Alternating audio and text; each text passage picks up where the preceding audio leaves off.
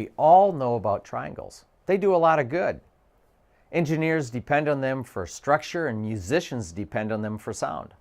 But what about communication triangles? Have you ever heard of them? Communication triangles are deadly to the harmony of a family business. So if you see a triangle, it's a sign that something isn't going well and danger lies ahead until it's fixed.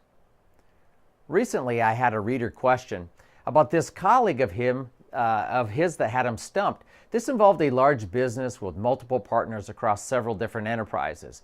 And he said that his partner would not speak his thoughts in the partnership meeting, but was really open one-on-one.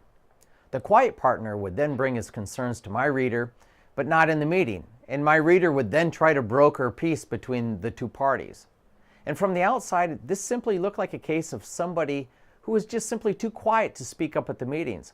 But digging deeper, we found out that the quiet partner was just simply trying to manipulate the outcome of the discussions outside of the meetings with the help of my reader. Another reader had a brother who would confide in their mother whenever he had a problem, but not directly with his brother. And of course, mom would be frantic trying to keep the peace by running between the two brothers and brokering peace. It was both exhausting in each case for my reader, but it was a sign that something just wasn't quite right. You see, people that have high trust, healthy relationships don't involve others in their disputes. They typically solve it between themselves, regardless of how difficult the conversation is. What are some of the negative outcomes of communication triangles? Number one, it erodes trust. Number two, creates misinformation, breeds innuendo and gossip. And the third is that it's highly manipulative. So why do the communication triangles form in the first place? Sometimes it's lack of courage. Sometimes it's lack of skill in communication. Sometimes it's a lack of trust. In other words, it's not safe to speak up in meetings, or it's a fear of conflict. And sometimes it's just people love drama.